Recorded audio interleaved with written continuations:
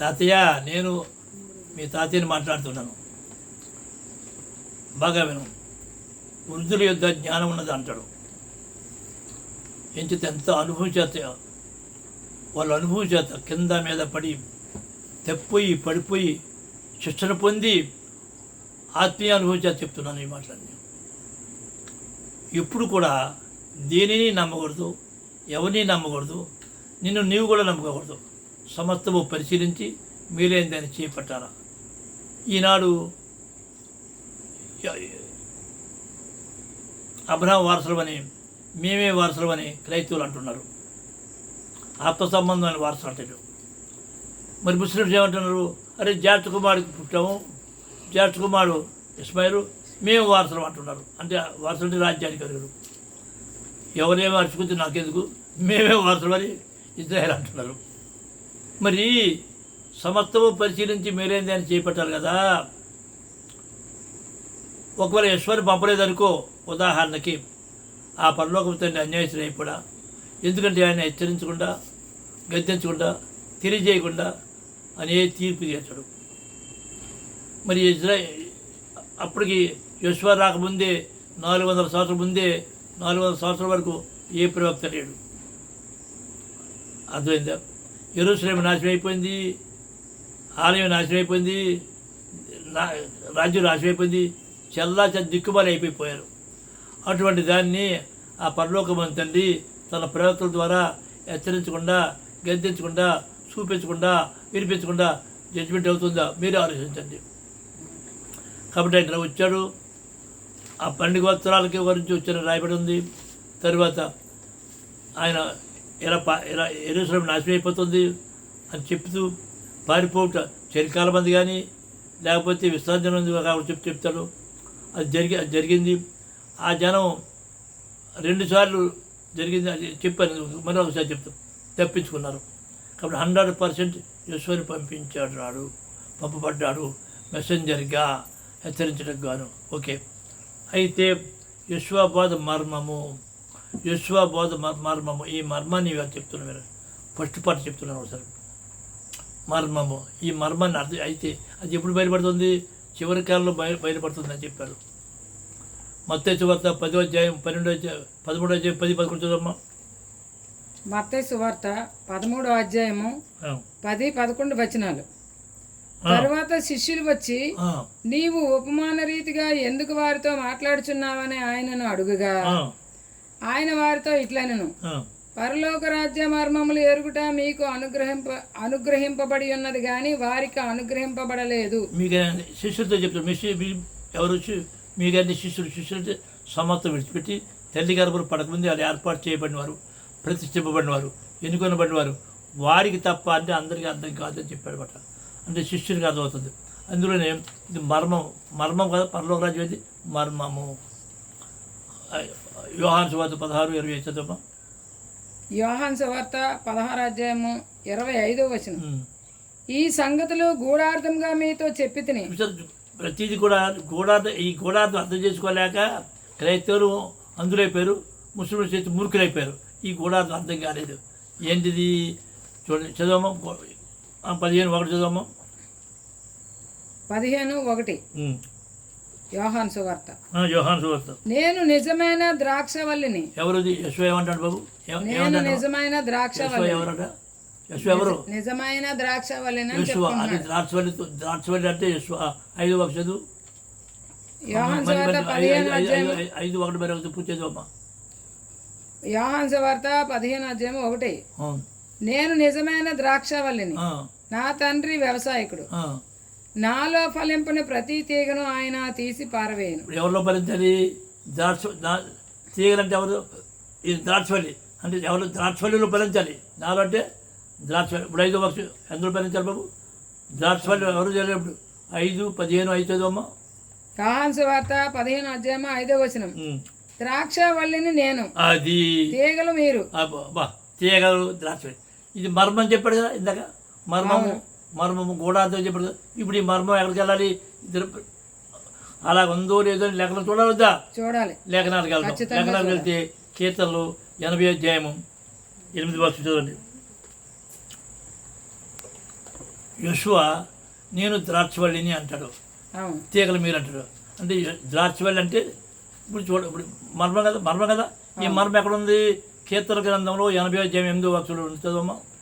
కీర్తనలు 88 నీవు ఐగుప్తులో నుండి ఒక ద్రాక్షవల్లిని తెచ్చితివి, ఐగుప్తు నుండి ఒక ద్రాక్షవల్లిని తెచ్చితివి, అన్యజనులను వెళ్ళగొట్టి దానిని నాటితివి. అది ద్రాక్షవల్లి అంటే ఎవరు? ఇశ్రాయేలీలు. నేనంటే ఎవరు అంటే ఇజ్రాయెల్ తరపు నుంచి మెటాఫర్గా యెషువా మాట్లాడుతున్నాడు. అంటే ఇప్పుడు నేనంటే ఎప్పుడైనా నేనంటే ఎవరు అనుకోవాలి? ఇశ్రాయేలే అనుకోవాలి. అది అనమాట. ఇది మర్మ. ఇది ఇంతవరకు తెలియజేయబడలేదు. ఇప్పుడు మీకు తెలియజేస్తున్నాను యెహోవా నామములో. అర్థం? హల్లెలూయా. ఇప్పుడు ద్రాక్షవల్లి అంటే అర్థమైందా? ఇర్మియా 2:20 చదవండి ఇంకోసారి. అందులోనే ఇర్మియా 2:21 శ్రేష్టమైన ద్రాక్షవల్లి వంటి దానిగా. చూడాలి ఎవరు చెప్తాను, ఎవరి గురించి చెప్తాను? ఇశ్రాయేలీయుల గురించి, పరలోకం అందులోనే తండ్రి. 17 చదవమ్మా. యెహెజ్కేలును యెహెజ్కేలు 17 మరొకసారి చదవమ్మా. యెహెజ్కేలు 17:6 అది చిగిర్చి పైకి పెరుగగా విశాలముగా కొమ్మలతో అల్లుకొని గొప్ప ద్రాక్షవల్లి ఆయను. ఎవరి గురించి చెప్తాడు? ఇశ్రాయేలీయుల గురించి అనమాట. ద్రాక్షవల్లి అంటే ఇజ్రాయేలు అని అర్థము. అవును. అక్కడ నేను మంచి ద్రాక్షవల్లిని అంటే ఆయన ఎవరి తరపు నుంచి మాట్లాడు? ఎవరు నేనంటే ఎవరు? ఇజ్రాయేల్ తరపు నుంచి మెటాఫర్గా మాట్లాడుతారు. ఈ సంగతి ఇంతవరకు క్రైస్తవులకు కానీ ముస్లిమ్స్ కానీ తెలీదు, లేకపోతే రబ్బీలు కూడా అర్థం కాక అంధకారంలో ఉన్నారని మరొకసారి తెలియజేస్తున్నాను. నాకు తెలియజేయబడింది మీకు తెలియజేస్తున్నాను. తాతయ్య అర్థమైందా? అయితే మీరు ముఖ్యంగా అయితే అంతేకాదు, ఓషేయ అంజూరపు చెట్టు కూడా అయినే. అంజూరపు చెట్టు ఇశ్రాయేలీయులే. హోషేయ 9:10 అరణ్యంలో ద్రాక్ష పండ్లు దొరికినట్లు ఇశ్రాయేలు వారు నాకు దొరికిరి. అది ఎవరితో పెట్టుకుందో? ద్రాక్ష పండ్లు దొరికినట్లు ఇశ్రాయేలు వారు నాకు దొరికిరి. చిగురు పెట్టు కాలమందు అంజూరపు చెట్టు మీద తొలి ఫలము దొరికినట్లు మీ పితరులు నాకు దొరికిరి. అంజూరపు చెట్టు అంటున్నారు, ద్రాక్ష చెట్టు అంటున్నారు. ఎవరి గురించి? ఇశ్రాయేల్. ఇప్పుడు ఈ చూడండి సరే 11-12 మార్కు సువార్త 11:12-14 మరునాడు వారు బెతేనియా నుండి వెళ్ళుచుండగా ఆయన ఆకలిగొని ఆకులు గల ఒక అంజూరపు చెట్టును దూరం నుండి చూచి అంజూరపు చెట్టును చూశాడు యెషువా. దాని మీద ఏమైనాను దొరికినేమో అని వచ్చాను. అవును. దాని వద్దకు వచ్చి చూడగా ఆకులు తప్ప మరేమీ కనబడలేదు. ఆకులు తప్ప ఏం కనపడలేదు. ఆయనకి వెళ్ళలేదు. ఏలే అనగా అది అంజూరపు పండ్ల కాలము కాదు. అది అంజూరపు పండ్ల కాని కాలంలో వచ్చి దాని పళ్ళు వెతుకుతున్నాడు. అందుకు ఆయన ఇక మీదట ఎన్నటికి నీ పండ్లు ఎవరునూ తినకుందురుగా కానీ చెప్పాను. అంటే ఎవరు? ఇప్పుడు అంజూరపు చెట్ట ఇజ్రాయేల్ గురించి వాళ్ళకి ఫలాలు లేవు కాబట్టి నాయన వాళ్ళు వాళ్ళు ఏం చేస్తారు? చెప్పిస్తున్నాడు. అంజూరపు చెట్టుని కాదు. ఎవరు చెప్పిస్తాడు? ఇజ్రాయేల్ చెప్పిస్తున్నాడు. నీకు అర్థం కాక అంజూరపు చెట్టు అనుకుంటున్నారు. పోనీ పరమతానికి స్తోత్రం. అందులో యోవేలు 1:7 చదవమ్మా. యోవేలు 1:7 అవి నా ద్రాక్ష చెట్లను పాడు చేసి ఉన్నవి, నా అంజూరపు చెట్లను తుత్తునీలుగా కొరికి ఉన్నవి. అంజూరపు చెట్టు అంటే ఎవరు? ఇవన్నీ ఇశ్రాయేలే. ద్రాక్ష అన్న అంజూరు పండ్లు. ఇప్పుడు చూడు ఒలివ చెట్టు గురించి చూడమ్మా. ఒలివ చెట్టు గురించి ఒలివ చెట్టు ఎవరు చదవండి సరే. ఇర్మియా 11:16 ఇర్మియా 11:16 అది చక్కని ఫలములు గల పచ్చని ఒలివ చెట్టని యెహోవా నీకు పేరు పెట్టాను. ఎవరికి? ఇజ్రాయేలుకి. అందులోని కీర్తనలు 52:8 చదవమ్మా. 8 కీర్తనలు 52:8 నేనైతే దేవుని మందిరములో పచ్చని ఒలివ చెట్టు వలె నున్నాను. దావీదు అంటే ఎవరు? ఒలివ చెట్టు. దావీదు ఇంకో మాట చెప్తాను. దావీదు అంటే కంపెనీ ఇజ్రాయేల్ కూడా రిఫర్ అవుతాడు. అది కూడా చూపిస్తాను సార్. ఇప్పుడు ఏం చేస్తుంటే అడవి రోమాపత్రిక చదువు. అడవికి ఒలివుకోమని మనం అన్యులు. రోమాపత్రిక 11:17 చదవండి. రోమాపత్రిక 11:17 అయితే కొమ్మలలో కొన్ని విరిచివేయబడి అడవి ఒలివ కొమ్మవై ఉన్న నీవు అయ్యండి మన అన్యులు ఎవరు? అడవి ఒలివ కొమ్మరమే ఎవరు? అడవి ఒలివ కొమ్మవై ఉన్న నీవు వాటి మధ్యన అంటుకట్టబడి ఒలివ చెట్టు యొక్క సారవంతమైన వేరులో వాటితో కలిసి పాలు పొందిన ఎడల. వాటి అంటే ఎవరు? ఇజ్రాయెల్తో పాటు. వేరెవరిది? ఇజ్రాయెల్. మన వాళ్ళతో పాటు, వాళ్ళకి వేరే కాదు, వాళ్ళతో పాటు పాలు పొందిన ఎడల ఆ కొమ్మల పైన నీవు అతిశయింపకము. అంటే వాళ్ళు కొట్టించారు, వాళ్ళు తెప్పారని ఏమిటయ్యా? ఈనాడు క్రైస్తవులు కానీ ముస్లిమ్స్ కానీ ఆ కొమ్మ ఒరే సహజమైన ఆ ఒరే వచ్చి ఆ కొమ్మను అతిశయించలేదా? వాళ్ళు తెప్పని క్రైస్తవులు ఏమంటున్నారు? వాళ్ళు ఎవరు తెప్పిపోయారు, ప్రశ్నలు అయిపోయారు. నీవు అతిశయించితివా? వేరు నిన్ను భరించుచున్నది గాని. వేరెవరు? ఇశ్రాయేల్. ఇజ్రాయెల్ నుంచి వచ్చింది కదా. అంత అబ్రాహ్మ సంతానం, ఇస్సాకు సంతానమేమో వీళ్ళు ఇజ్రాయెల్ కదా. నీవు అతిశయించుచున్నావా? వేరు నిన్ను భరించుచున్నది గాని నీవు వేరును భరించడం లేదు. 11:23 అందులో అదే 11, 17, 18 వచనాలు అవి. 23 11వ అధ్యాయము 23వ వచనం రోమాపత్రిక. వారును తమ అవిశ్వాసములో నిలవకపోయిన ఎడల. ఎవరు? ఇజ్రాయెల్ వారు అవిశ్వాసంలో నిలవకపోయిన ఎడల అంటుకట్టబడుదురు. మళ్ళీ అంటుకట్టబడతారా? దేవునితో తండ్రితోనే అంటుకట్టబడు. వారును తమ అవిశ్వాసములో నిలవకపోయిన ఎడల కట్టబడుదురు. అంతేనా? శాశ్వత వదిలేశాడా? వదిలేదుగా. మళ్ళీ అంటు కట్టబడతారు కదా. 25 నుంచి 26 చదువమ్మా. మరొకసారి చదువుతున్నా. రోమాపత్రిక 11వ అధ్యాయము 23వ వచనం. వారును తమ అవిశ్వాసములో నిలవకపోయిన ఎడల. ఇశ్రాయేలు జనాంగం వారు అప్పుడు అవిశ్వాసం ఇప్పటికీ పూర్తిగా లేరు. వాళ్ళు నిలవకపోయిన ఎడల అంటుకట్టబడుదురు. ఎవరితో? దేవునితో అంటుకట్టబడతారని చెప్పారు. దేవుడు వారిని మరలా అంటుకట్టుటకు శక్తి గలవాడు. మరలా అంటే ఏంటి? భ్రష్టులైపోయారు, అవిశ్వాసులు అయిపోయారు, చెదిరిపోయారు, శిక్షింపడ్డారు, అన్నీ. కానీ అంటుకట్ట శక్తివంతుడు పౌలు గారు రాస్తున్నారు. ఇప్పుడు చూడండి రోమాపత్రిక 11వ అధ్యాయము 25 నుంచి 26 చదువమ్మా. 25 నుంచి 26 వచనాలు. సహోదరులారా, మీ దృష్టికి మీరే బుద్ధిమంతులమని అనుకొనకుండునట్లు. క్రైస్తవులు అనుకుంటారు, ముస్లింస్ అనుకుంటున్నారా? ఈ మర్మం మీరు తెలుసుకొనగోరుచున్నారు. ఈ మర్మం ఇదేది? మర్మం అంటది. అదేమనగా అన్యజనుల ప్రవేశము సంపూర్ణమగు వరకు. అంటే అన్యజనులకు ఒక సాయం ఇచ్చారు మరి చెప్తాను. అది ఇదంతా ఎవరిది? అన్యజనులు. ఇంకా టైం రాలేదు. అన్యజనులు దేవుడు బాగా వినండి, ఆగండి. యెరూషలేము ప్రపంచానికి సెంటరు, కేంద్రము, శిరస్సు. ఇప్పుడు అయితే దేవుడు సర్వ శరీరులకు దేవుడు. ఆయన జ్యేష్ఠ కుమారుడు అయినప్పుడు అన్యజనులు ఎవరయ్యారు? చిన్న కుమారుడు. చిన్న కుమారుడు కూడా ఉండాలా. కాబట్టి ఆయన రాజ్యములకు శిరస్సు అయినాడు. ఈ అన్యజనుల్లో కూడా ఎప్పుడైతే యెరూషలేము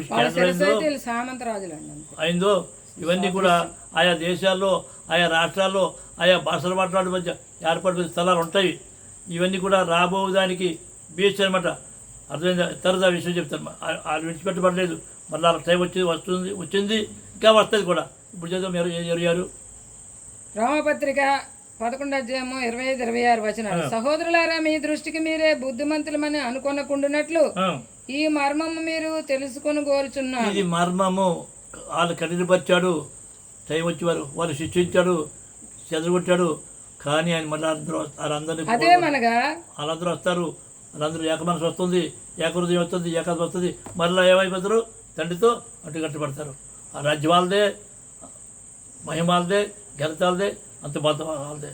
బస్ అది వస్తుంది. చదువమ్మా. అదేమనగా అన్యజనుల ప్రవేశము సంపూర్ణమగు వరకు. అంటే అన్యజనులకు సమయం ఇచ్చారు కదా, సంపూర్ణ మగ వరకు. ఇశ్రాయేలునకు కఠిన మనస్సు కొంత మట్టుకు కలిగెను. ఎవరు కఠిన మట్టుకు ఎవరు చేశాడు? పరలోకమందున ఇప్పుడు అయితే వాళ్ళు మారుతారో మరి చూడాలి. అయితే వాళ్ళందరూ మారిపోతారు. మళ్ళీ వాళ్ళదే మరొకసారి చెప్తారు. ఏస్కేలు 11వ అధ్యాయం 19, 20 చదవమ్మా. ఏస్కేలు 11వ అధ్యాయము 19, 20 వచనాలు. వారు నా కట్టడలను నా విధులను అనుసరించి గైకొన్నట్లు వారంటే ఎవరు? ఇజ్రాయేల్. ఇశ్రాయేలీయులు. వారు నా కట్టడలను విధులను అనుసరించి ఉన్నట్లు నేను వారి శరీరములో నుండి రాతి గుండెను తీసివేసి ఆ, ఆ, వారికి మాంసపు గుండెను ఇచ్చి ఆ. వారికి ఏక మనసు కలుగజేసి అంటే ఇదేనా? చూడు, చదువుకునే వాళ్ళందరూ వస్తారు, ఏది వాగ్దానముకు వస్తారు, వాళ్ళందరికీ ఏక మనసు ఇస్తారు, ఒకే మనసు ఇస్తారు, అందరికి ఒకే మనసు, ఏక మనసు కలగజేసి వారి యందు నూతన ఆత్మ పుట్టింతును ఆత్మది నూతనాత్మ పుట్టించడం. అప్పుడు వారు నాకు జనుల ఇప్పుడు యందు అప్పుడు జనులు అవుతారట. నేను వారికి దేవుడినై యందును. పరమతని స్తోత్రం. హల్లెలూయా. హల్లెలూయా. హల్లెలూయా. చేత ఇజ్రాయేల్ విడిచిపెట్టబడలేదు. మరొకసారి చెప్తున్నాం. చూడండి ఒకసారి. ఇప్పుడు వద్దాం. ఇది ఈ మర్మం గురించి చెప్తారు, వినండి. మర్మం ఈ మర్మం అసలు సబ్జెక్ట్ ఏంటంటే ఈ మర్మం నెక్స్ట్ చెప్తారు. ఇది మర్మంగా ఉంది. యెషువా గురించి మర్మం అంటే, యెషువా అంటే ఎవరు? ఇజ్రాయేల్ గురించి మాట్లాడుతుంటారు. నేనే మార్గము అంటే ఇజ్రాయేల్ మార్గము, నేనే సత్యం అంటే ఇజ్రాయేల్ సత్యము, నేనే జీవం అంటే అది అంటారు. అదంతా ఇవన్నీ చెప్పారు, నాకు చెప్తాను, అన్నీ వినండి దయచేసి. ఇప్పుడు 15 వాడు చదవమ్మా. యోహాను చూడండి కదా, ద్రాక్షవల్లి అని చెప్తాడు కదా, ద్రాక్షవల్లిని నేనంటే ఎవరు? ఇజ్రాయేల్ తెలిసింది. మళ్ళీ అదే అక్కడే ద్రాక్షవల్లి దగ్గర పక్కనే ఏది కీర్తనలు 88:17 ఉంది. ఆ ద్రాక్షవల్లే మనిషి కుమారుడు అని ఉంది. ఆలోచించండి మీరు. ద్రాక్షవల్లి ఎవరు? మనిషి కుమారుడు. ఒకసారి చూడండి ఒకసారి. ద్రాక్షవల్లి అన్నా యెషువా అన్నా, ద్రాక్షవల్లి ఎవరు? ఇజ్రాయేల్. చదవమ్మా. Psalms 80, 17th words. అది కాదు, ఇప్పుడు కాదు బాబు, తెలుగులో చదువు. చూడండి, కీర్తనలు 80:8 ఏముంది? ద్రాక్షవల్లి ఇజ్రాయేల్ అని ఉంది. అదే ఇక్కడ యోహానులో ఏముంది? యోహాను 15 ద్రాక్షవల్లి యెషువా అని ఉంది. మళ్ళీ అదే కీర్తనలు 88 ఒకసారి చదవమ్మా ఒకసారి. కీర్తనలు 88వ వచనం. నీవు ఐగుప్తులో నుండి ఒక ద్రాక్షవల్లిని తెచ్చితివి. అది చాలు. ద్రాక్షవల్లి ఎవరది? ఇజ్రాయేలేనా? అవును. 17 చదువు. 17 చదువు. ఆ ద్రాక్షవల్లి ఎవరు? 17వ అధ్యాయం 17వ వచనం. నీ కుడి చేతి మనుష్యునికి తోడుగాను, నీ కొరకై నీవు ఏర్పరచుకొనిన నరునికి తోడుగాను నీ బాహుబలం ఉండునుగాక. అదే 80:17 నరుడు అని ఉంది కదా. ఇంగ్లీష్లో చదవమ్మా, అది ఎలా ఉందో? Psalms 80 chapter 80 chapter 17 words. Let your hand be upon the man of your right hand, upon the son of man. చాలు. సన్ ఆఫ్ మ్యాన్ అని రాస్తుందా? నరుడు అనే అక్కడ రాసి, సన్ ఆఫ్ మ్యాన్ అంటే ఎవరు? ఇజ్రాయేలే. సన్ ఆఫ్ మ్యాన్ అనే ఇజ్రాయేలే అంటే ఈ లేఖన ప్రకారం. తర్వాత ద్రాక్షవల్లి అన్నా ఇజ్రాయేలే. అర్థమైందా? మెయిన్ ఏమిటంటే మనుష్య కుమారుడు అనేసరికి అందరూ ఏమనుకుంటారు?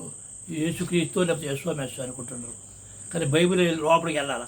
మనుష్య కుమారుడు అనేడు యెషువా మెస్సియా, ఇది మెటాఫర్ అంటారు, ఫిగర్ ఆఫ్ స్పీచ్.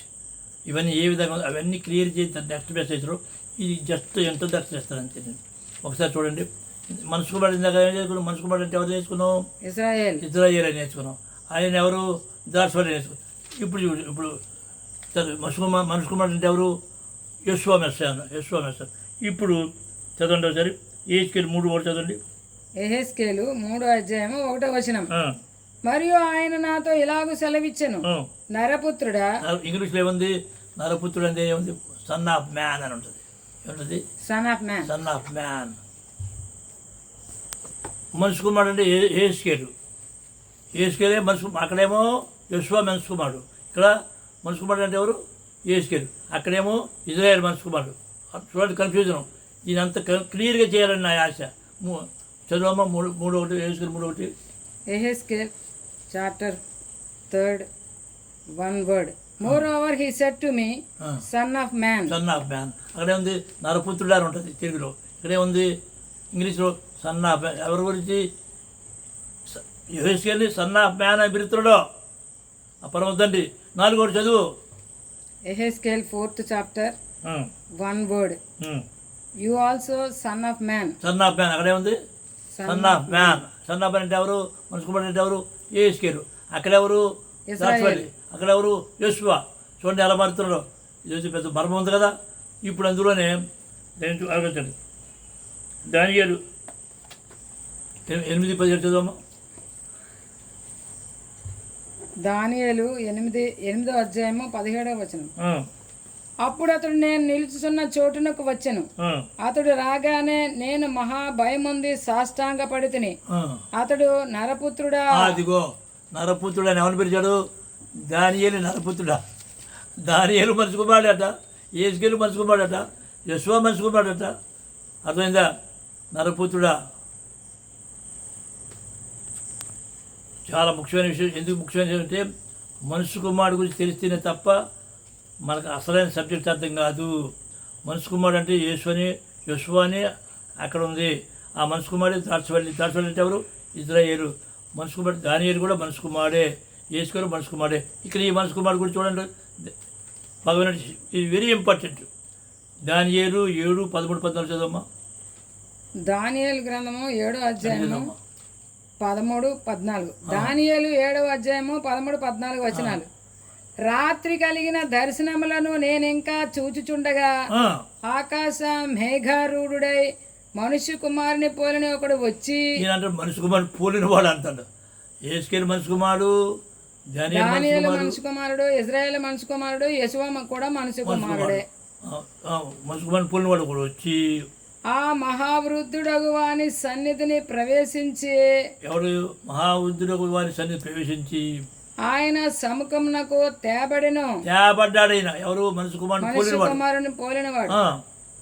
సకల జనులను రాష్ట్రములను ఆయా భాషలు మాట్లాడువారును ఆయనను సేవించినట్లు ఆ మహావృద్ధుడిని ప్రభుత్వమును ఆయన ఎవరు చూడు. ఆయన అంటే ఎవరిని? మనిషి కుమారుని పోలిన వాడిని. మనిషి కుమారుని పోలిన వాడిని సేవించినట్లు ప్రభుత్వమును మహిమయు ఆధిపత్యమును ఆయనకి ఇయ్యబడెను. హల్లెలూయా. మనిషి కుమారుడు బాగా అర్థం చేసుకోండి. మనిషి కుమారుడు తెలియాలి. నెక్స్ట్ సబ్జెక్ట్ చెప్తా. మనిషి కుమారుడు ఎవరో క్లియర్ చేస్తా. ఆయనకి ఇయ్యబడెను. ఆయన ప్రభుత్వము శాశ్వతమైనది. అంటే ఎవరు శాశ్వత పరిపాలన అది అన్నటికీ తొలగిపోదు. అది మనిషి కుమారుడికి ఇవ్వబడుతుంది. ఆయన రాజ్యం ఎప్పుడు లయము. మనుష్య కుమారుని పోలినవాడు అన్నాడు కదా. సమస్త ఆధిపత్యము రాజ్యము అధికారం ఎవరికి ఇస్తాడు? మనుష్య కుమారుని పోలిన వాడికి ఇస్తాడు. ఈ పోలినవాడు ఎవరు? అక్కడ సింగులర్ ఇక్కడ 18 చదవండి. కింద 18. దానియేలు 7వ అధ్యాయము 18వ వచనం. అయితే మహోన్నతుని పరిశుద్ధులే రాజ్యాధికారం నందుదురు. అది ఎక్కడేమో మనిషి కుమారుని పోలినవాడు అన్నాడు. ఇక్కడ మహోన్నత పరిశుద్ధులు ఎవరు ఇస్తారో చెప్తాను. మహోన్నత పరిశుద్ధులు రాజ్యాధికారి. పరిశుద్ధులు ఎవరు ఇస్తారు? వాళ్ళ పరిశుద్ధి. ఇప్పుడు 22 చదవండి. దానియేలు గ్రంథము 7వ అధ్యాయం 22వ వచనం. ఆ మహావృద్ధుడు వచ్చి మహోన్నతుని పరిశుద్ధుల విషయంలో తీర్పు తీర్చు వరకు. అంటే ఈ పరిశుద్ధులకి తీర్పు ఉంటుంది. మరి అసలైన తెలుసుకోకుండా యెషువ తీర్పు ఉంటుందా? ఎవరు పరిపాలించేది? ఎవరు? యెషువ కాదు, ఇజ్రాయేల్ పరిశుద్ధులు. అర్థమవుతుందా? ఎవరు? ఇజ్రాయేల్. మరి చదవమ్మా. ఆ మహావృద్ధుడు వచ్చి మహోన్నతుని పరిశుద్ధుల విషయంలో తీర్పు తీర్చు వరకు అలాగ జరుగును గాని సమయం వచ్చినప్పుడు ఆ పరిశుద్ధులు రాజ్యము నేలుదురను నేను గ్రహించితని. పరిశుద్ధులే ఆయన. పరిశుద్ధులు ఎవరై ఉంటారు? ఇజ్రాయేల్ ఉన్న పరిశుద్ధులు. మెల్లమెల్లగా చెప్తాను. ఇప్పుడు 27 చదవమ్మా. అంటే వాళ్ళు కూడా ఇజ్రాయేల్ జడ్జిమెంట్ ఉంది, పరిశుద్ధ జడ్జిమెంట్ ఉంది, కానీ వాళ్ళకే ఇస్తారు. బట్టి 27 చదవమ్మా. 7వ అధ్యాయము 27వ వచనం. ఆకాశమంతటికి క్రిందనున్న రాజ్యమును అధికారమును రాజ్య మహత్యమును మహోన్నతుని పరిశుద్ధులకు చెందును. మహోన్నతులు అయితే మహోన్నతులు పరిశుద్ధులు చెందు అంటారు. ఇజ్రాయేల్ మహోన్నతులు శివాజీ అక్కడ ఉంది. పరిపాలిత అయితే ఎలాగనా? కీర్తనలో 11 చదవమ్మా. కీర్తనలో 11వ అధ్యాయం 4వ వచనం. యెహోవా తన పరిశుద్ధాలయంలో ఉన్నాడు. యెహోవా సింహాసనము ఆకాశమందు ఉన్నది. అది సింహాసనం అధికారం అయిందే, కానీ ఎవరు పరిపాలిస్తారు? ఇజ్రాయేల్ పరిశుద్ధులు పరిపాలిస్తారు. మనిషి కుమారుడు అంటే ఎవరు? ఇజ్రాయేల్ పరిశుద్ధులు అని అర్థం. మర్మము అంత మర్మము మర్మం. అందుకని ఒకసారి చూడండి, ఇర్మియా 31:7 చదవమ్మా. ఇర్మియా 31:7 చదవమ్మా. ఇర్మియా 31:7 యెహోవా ఇలాగ సెలవిచ్చుచున్నాడు, యాకోబుని బట్టి సంతోషముగా పాడుడి, రాజ్యములకు శిరస్సుకు జనమును బట్టి ఉత్సాహధ్వని చేయుడి. రాజ్యాల శిరస్సు ఎవరు? అర్థమైందా? శిరస్సే కదా. అర్థమైందా? పరిపాలన ఎవరు చేయాలి? రాజధాని ఎక్కడి నుంచి వస్తుంది? యోధాల నుంచి వస్తుంది. రాజధాని ఎక్కడి నుంచి వస్తుంది? అవన్నీ కూడా మెరుగు, అవి అది సబ్జెక్ట్ కాదు. ఇప్పుడు ఏంటంటే మర్మం, ఇది మెటాఫర్ గురించి చెప్తున్నాము. ఈ మర్మం గురించి చెప్తున్నా, అది చెప్తా చూసుకోండి, అర్థం చేసుకుని. ఆయన ఇది మీరు ఎక్కడ క్రైస్తవులు వెళ్ళలేదు, ఇస్లాంలో వెళ్ళలేదు, ఈ రబ్బీలు కూడా వెళ్ళలేదు. అలాగని చెప్పించి కొత్త బోధలాగా ఉందనుకోవద్దు. లేఖనానుసారం కదా చూసుకోవాలా. అంతే. ఈ బోధ సత్యమైతే నేను వదిలితా, లేకపోతే రాలిపోతా. సత్యము సత్యము సత్యము. అర్థమైందా? మర్మం, యెహోవా బోధ అంత మర్మము. యెహోవా నేను అంటే ఎవరు? ఇజ్రాయేలు పరిశుద్ధులని అర్థము. చాలా లోతుకి వెళ్ళాలా. నేను వెలుగే ఉన్నానంటే అవన్నీ లోతు చెప్తాను, ఇవన్నీ చెప్తారు. ప్రతి అన్నీ వినండి. ఒకడు చెప్పేది పూర్తిగా వినకుండా తీర్పు చేర్చకూడదు. నేను ఎటువంటి ప్రతిఫలాపరిస్తూ కానీ ఏ ఆశ నాకేంటే ఏ ఆశ? అన్నీ ఉన్నాయి నాకు. కాబట్టి ఏ ఆశ నాకు లేదు. ఒకటే ఆశ, ఆ పరలోకమైన తండ్రి నాలో ఆనందించాలా. నా బాధ ఆయన బాధ, నా బాధ అయి ఉండాలి. నా సొంత సొత్తం కానీ నా హృదయాలు ఏమి చదవకూడదు. ఇది నా హృదయంలో వాంఛ. నీతివంతులు నిర్ధరించాలా, పరిశుద్ధులుగా బాధ్యపెట్టబడాలా, పరిపూర్ణంగా లేగాల. ఇదే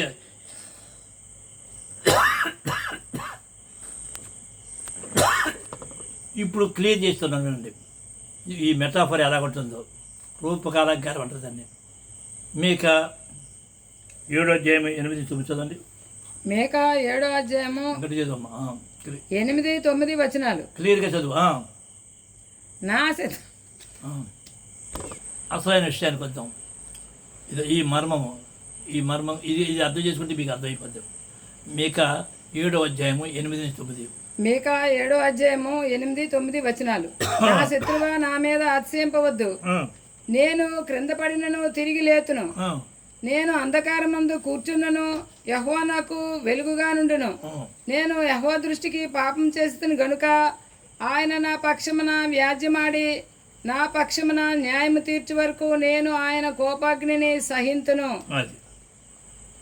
ఇంకా ఆయన నన్ను వెలుగులోనికి రప్పించును, ఆయన నీతిని నేను చూచెదను. అంటే మీక వెలుగు చీకట్లో ఉన్నాడా?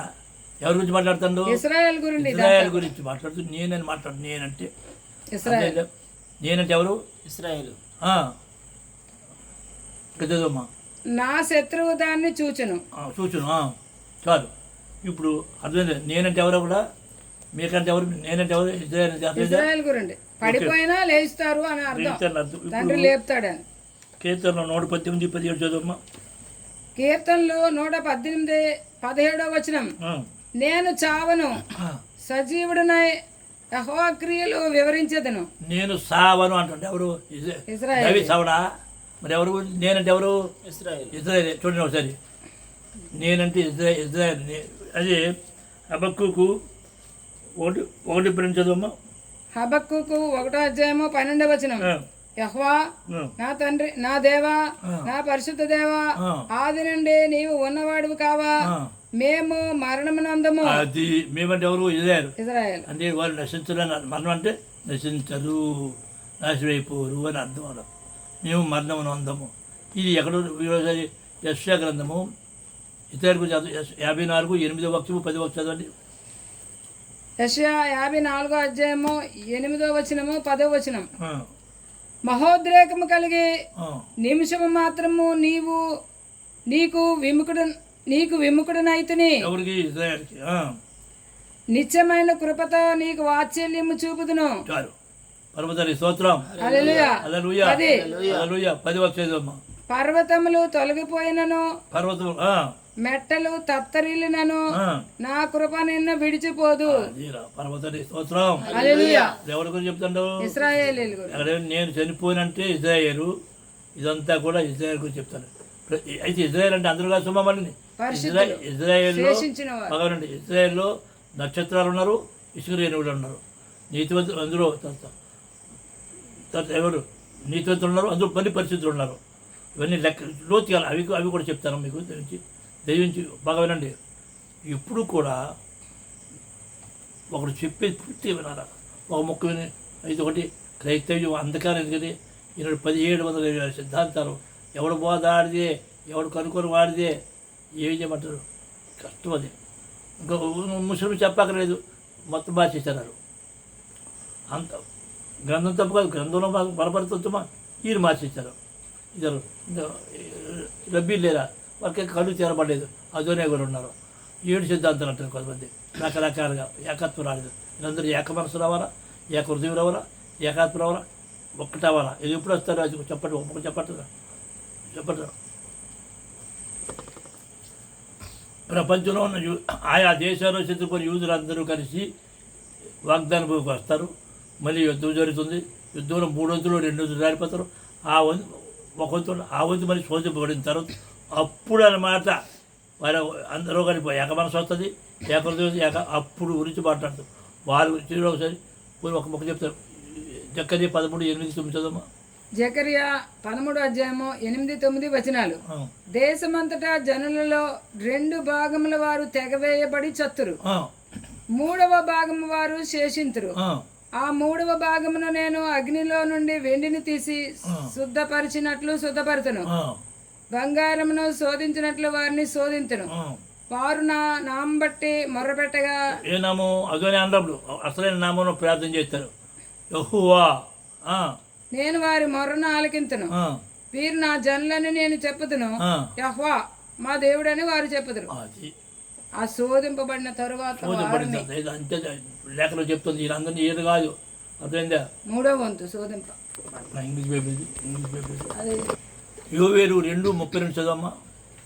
యోవేలు 2:32 యెహోవా ఇలాగ సెలవిస్తున్నాడు, సియోను కొండ మీదను యెరూషలేములోను తప్పించుకొనిన వారందరూ శేషించిన వారిలో, శేషించడం అంటే రెమినెంట్ అంటే శేషము, వాళ్ళందరూ పోతారు. యుద్ధాలు మనం 40 అయిపోతారు బాబు. అందరూ శేషించిన వారందరూ, అది శేషము. శేషించిన వారిలో యెహోవా పిలిచివారు కనబడుదురు. అది చాలు.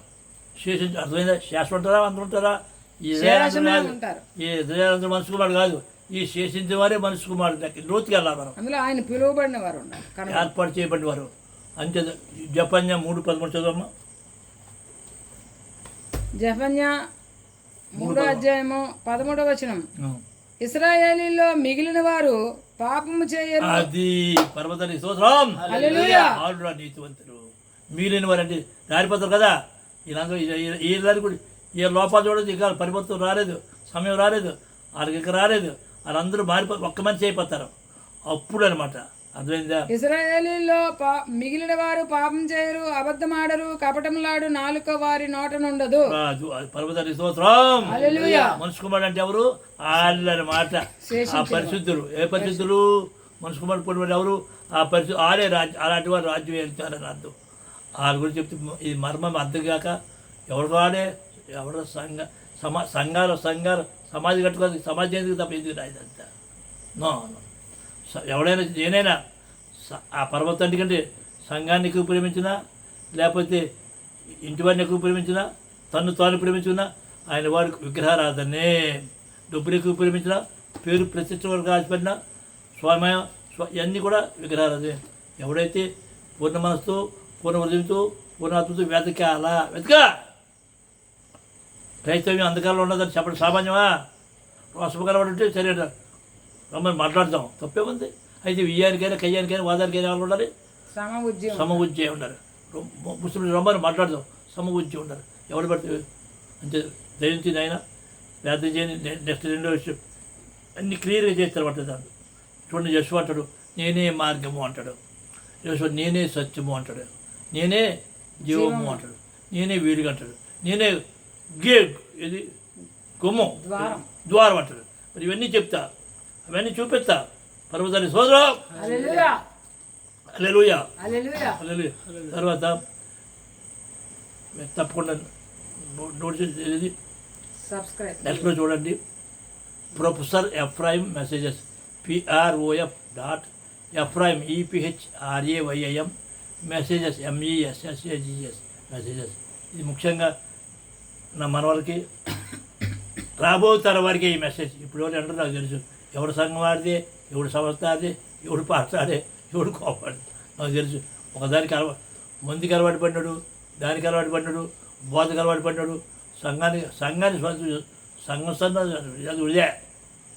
కాబట్టి ఆయన వైపు చూడు జ్ఞాని కొన్న నెత్తివేత అంతే. పర్వతాలు స్తోత్రం. హల్లెలూయా.